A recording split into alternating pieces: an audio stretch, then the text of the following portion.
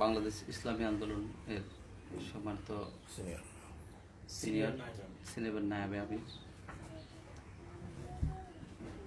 ইসলামী আন্দোলন বাংলাদেশ তো একটি সক্রিয় রাজনৈতিক দল বাংলাদেশে।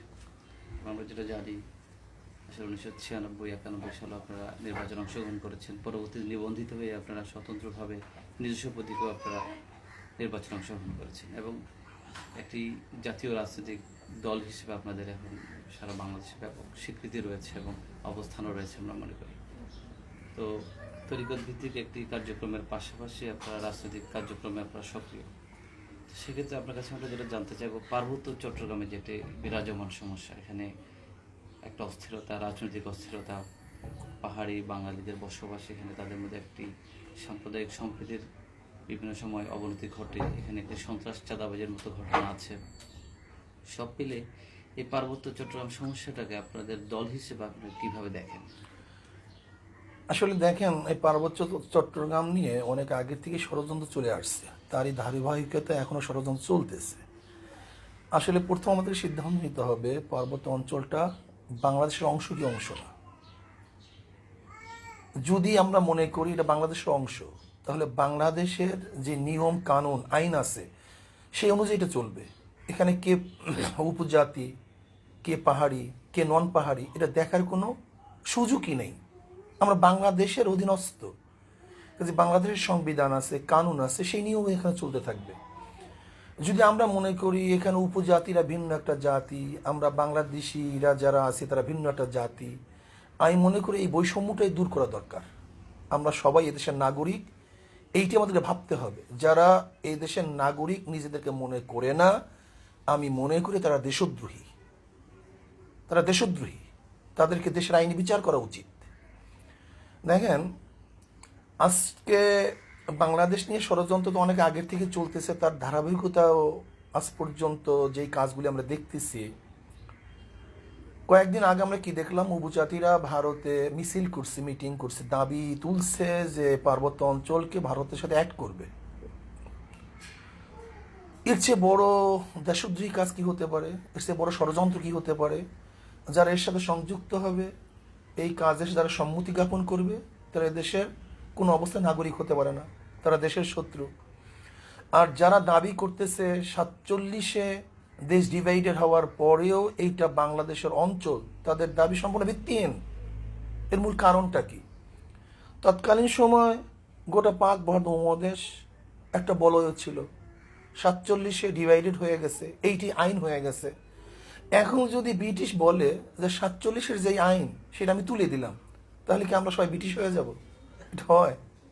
এটা কীভাবে হতে পারে? কাশ্মীর নিয়ে মোদি যে আসলে প্রোগ্রাম করতেছে, প্রোপাগান্ডা করতেছে, এখানে সে ভুলটা করতেছে।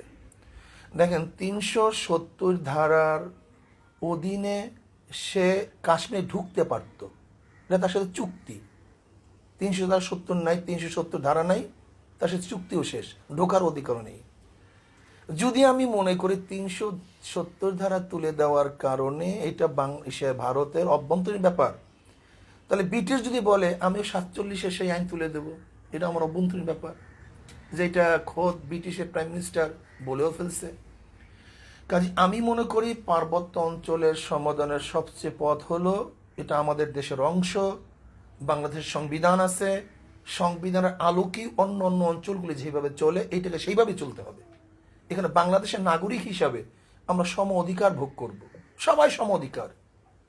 সে চাকমা হোক, উপজাতি হোক, হিন্দু হোক, মুসলিম হোক, বৌদ্ধ হোক, খ্রিস্টান হোক, যেই হোক না কেন, বাংলাদেশের নাগরিক। কাজে বাংলাদেশের নাগরিকদের সংবিধান আছে, সেই সংবিধান অনুযায়ী সে অধিকার ভোগ করবে।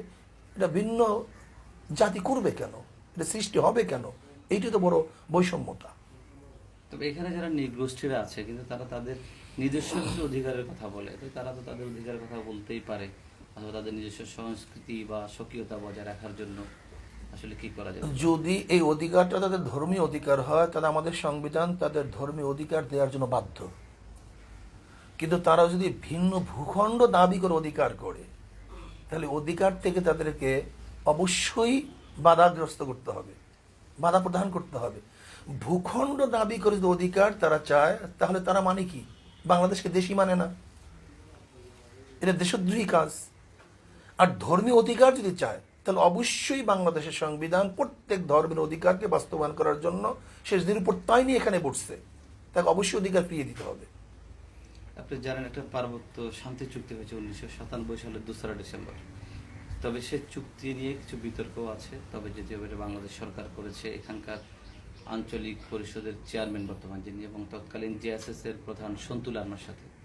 তো সে চুক্তিতে আসলে বেশ কিছু বিষয় অসঙ্গতির কথা তুলে ধরেছেন এখানকার বসবাসরত বাঙালিরাও। তারা বলছেন এই চুক্তির মাধ্যমে এখানকার বাঙালিদের দ্বিতীয় শ্রেণীর নাগরিক করা হয়েছে, যেমন কি জেলা পরিষদের নির্বাচনে চেয়ারম্যান পদে পাহাড়িরা নির্বাচন করতে পারবেন, বাট বাঙালিরা নির্বাচন করতে পারবেন না, বাঙালিরা ভোট দিতে পারবেন, বাট সে পদে প্রার্থী হতে পারবেন না।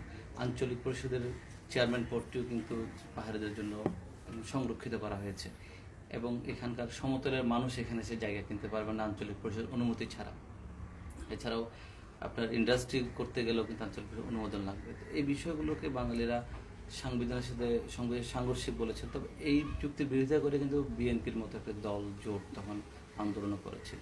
আসলে চুক্তিটাকে আপনারা কিভাবে দেখছেন? দেখেন, আসলে আমাদের দেশে যারা রাজনীতি করে তারা দেশ এবং মানবতার জন্য রাজনীতি করে না, এটা ক্ষমতার জন্য রাজনীতি করে, চাই সে আওয়ামী লীগ হোক বিএনপি হোক। এক সংবিধানের মধ্যে আর এক সংবিধান হয়? এক দেশের মধ্যে দুই সংবিধান হয়? যদি এখানে ভিন্ন চুক্তি করি তার মানে আমি তো স্বীকার করলাম এ দেশটা ভিন্ন এক দেশ। যদি ভিন্ন দেশের জন্য ভিন্ন সংবিধান করতে হয় তা আপনি দাবি করেন কেন ওই দেশ আপনার দেশ? আমি মনে করি এখানে বাংলাদেশের যারা নাগরিক আছে সবার জন্য সম অধিকার থাকা উচিত। যারাই বাংলাদেশের নাগরিক তারা সমান অধিকার ভোগ করবে, চাই সে মুসলমান হোক। আমি বাঙালি পাহাড়ি এটা বলতেই চাই না। আমি মনে করি বাংলাদেশের ভূখণ্ডের তার অধিকার, ওই নাগরিক ভূখণ্ডের যে অধিকার প্রত্যেকটা নাগরিককে সংবিধান দিছে সে অধিকার সবাই ভোগ করবে। আমি এই বিভাজনই করতে চাই না, এটা আমার কাছে পছন্দনীয় না। আমি মনে করি যদি আমরা সংবিধান ঠিক মতো বাস্তবায়ন করতে পারি তাহলে বাংলাদেশের নাগরিক হয়ে সবাই সম অধিকার ভোগ করবে, বৈষম্য থাকবে না। আমরা কি এই কথা বলবো আমাদের এখানে যারা নাগরিক আছে তারা ঢাকা জমি কিনতে পারবে না? আমি কি বলবো চিটাগাঙে জমি কিনতে পারবে না? কেন? দেশের নাগরিক, তার অধিকার আছে সব জায়গায় জমি ক্রয় করার। আমি কি এই কথা বলবো ঢাকা ইন্ডাস্ট্রিজ করতে পারবে না? সেই দেশের নাগরিক, সব জায়গায় তার অধিকার আছে ইন্ডাস্ট্রিজ করার। কিন্তু আমি মনে করি এক সংবিধানের মধ্যে ভিন্ন সংবিধান, এইটা হলো বৈষম্যতা সৃষ্টি করার বড় কারণ। আমি মনে করি ভিন্ন সংবিধান থাকা উচিত নয়, বরং একই সংবিধান থাকা উচিত এবং পাহাড়িদেরকে বোঝানো উচিত তোমরা বাংলাদেশের নাগরিক হিসেবে প্রত্যেক নাগরিক সমান অধিকার ভোগ করবে। ওখানে পাহাড়িদের অধিকারের কথা বলে বেশ কয়েকটি কিন্তু পাহাড়িদের সংগঠন রয়েছে, জেএসএস, ইউপিডিএফ, সংস্কারপন্থী। তারা কিন্তু বিভিন্ন সময় নিজেদের মধ্যে বিবাদে লিপ্ত হয়, সন্ত্রাস চাঁদাবাজি করে। আসলে এগুলো কিসের? দেখেন ভাই, আমি স্পষ্ট কথা বলতে চাই, যদি সংবিধানের আলোকে তারা সংগঠন করে সে অধিকার সংবিধান তাদেরকে দিছে, তাদের বাকশক্তির অধিকার দিছে, মিছিল মিটিংয়ের অধিকার দিছে, তাদের রাজনীতি করার অধিকার দিছে। লেকিন তারা যদি এই দেশকে ডিভাইডেড করতে চায় তাহলে আমি মনে করবো সংবিধানের সাংঘর্ষিক, এটা দেশদ্রোহী। অবশ্যই দেশের আইনে তাদেরকে বিচার করা উচিত। আচ্ছা, তাদের কোনো কার্যক্রমে কি আপনারা সেরকম দেখেন কিনা? তাদের বিষয়গুলো দেশকে এটি স্পষ্ট, তারা যে স্লোগান তুলছে। আমরা কয়েকদিন আগে দেখছি আমাদের দেশের প্রতিরক্ষা মন্ত্রণালয়ের দায়িত্বে যারা আছেন, আমাদের আর্মি বাহিনী, মিলিটারি বাহিনীদেরকে তারা হত্যা করছে, বিভিন্ন জায়গায় হত্যা করছে, তারা অস্ত্রের মহড়া দিচ্ছে। তাদের সাথে উপরের যারা এই পার্বত্য অঞ্চলকে ভারতের সাথে অ্যাক্ট করার দাবি তুলছে, তাদের সাথে এদের সংযুক্ততা আছে, সম্পৃক্ততা আছে। আমি মনে করি এটা অশনি এক সংকেত। যে কোনো মূল্যে জলদি সরকারকে এটা গভীরভাবে লক্ষ্য করে এটা প্রতিহত করা উচিত, তাহলে ভবিষ্যতে খারাপ হবে, ভালো হবে না। আচ্ছা, আমি একটু পার্বত্য অঞ্চলের বাইরে যেতে চাই। রোহিঙ্গা যে সমস্যাটা, আসলে সেই সমস্যার সমাধানের পথ কি হতে পারে? আসলে এটা এখানে কূটনৈতিক অনেকটা ব্যর্থতা আমাদের মধ্যে আছে। আবার রোহিঙ্গাদেরকে বিভিন্ন এনজিওরা বিভিন্ন মুখী করতে চাইতেছে, তাদের ষড়যন্ত্র করার একটা পরিকল্পনা করতেছে। এটা আন্তর্জাতিক একটা সমস্যা। আমি মনে করি কূটনৈতিক ব্যর্থতার কারণে আজ পর্যন্ত রোহিঙ্গার এখানে আছে। যদি আমরা কূটনৈতিক ব্যর্থ না হতাম তাহলে অবশ্যই রোহিঙ্গাদেরকে তাদের অধিকার দিয়ে নাগরিকত্ব নিশ্চিত করে আমরা তাদেরকে মিয়ানমারে ফিরিয়ে দিতে সক্ষম হতাম। কাজে আমি সরকারকে বলবো যে এখানে আমরা কোনো চক্রান্তের মধ্যে না পড়ি, বরং রোহিঙ্গার সমস্যা কূটনৈতিক সমস্যা, কূটনৈতিকভাবে এদের সমাধান করা উচিত এবং রোহিঙ্গাদেরকে তাদের নাগরিকত্ব ফিরিয়ে দিয়ে মিয়ানমারে সুন্দর মতো জীবনযাপন করার ব্যবস্থা করা উচিত। তবে বাংলাদেশ সরকার রোহিঙ্গাদের এই কঠিন মুহূর্তে যে আশ্রয় দিয়েছে সে ধন্যবাদ পাওয়ার যোগ্য, কোনো সন্দেহ নেই। ঠিক আছে, আমি কিন্তু সর্বশেষ আসতে চাই একটা বিষয়। আপনার ইসলামিক আন্দোলন বাংলাদেশ এটা যে অত্যন্ত গুরুত্বপূর্ণ রাজনৈতিক দল হিসেবে নির্বাচনও তারা প্রমাণ রেখেছে। তো আমরা দেখলাম বাংলাদেশের রাজনীতিতে একটি জোট ভিত্তিক একটি ধারা চালু আছে, বাট ইসলামী আন্দোলন বাংলাদেশ কিন্তু কোনো জোটে না গিয়ে আপনারা নির্বাচনে অংশগ্রহণ করছেন, রাজনীতি করছে। আসলে আপনারা কোনো জোটে গেলেন না কেন? আমি আগেই বলছি, আসলে রাজনীতি মানুষকে শান্তি দেওয়ার জন্য, অধিকারকে ফিরিয়ে দেওয়ার জন্য। কিন্তু আমাদের দেশে যে জোট মহাজোটগুলি আছে সেই জোট মহাজোটগুলি ক্ষমতা যাওয়ার জন্য। আর ইসলামী আন্দোলন বাংলাদেশ বিশ্বাস করে শুধু ক্ষমতার পরিবর্তন মানুষের শান্তি আসতে পারে না যতক্ষণ পর্যন্ত নীতি ও আদর্শের পরিবর্তন না হবে।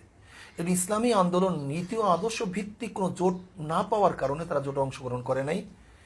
যখনই তারা নীতি ও আদর্শ ভিত্তিক কোনো সংগঠন পাবে তখন তারা অবশ্যই জোটে অংশগ্রহণ করবে। এর জন্য আমরা যাইনি, আমরা ক্ষমতার পরিবর্তন চাই না, আমরা মানুষের অধিকারের পরিবর্তন চাই, ভাগ্যের পরিবর্তন চাই। ধন্যবাদ।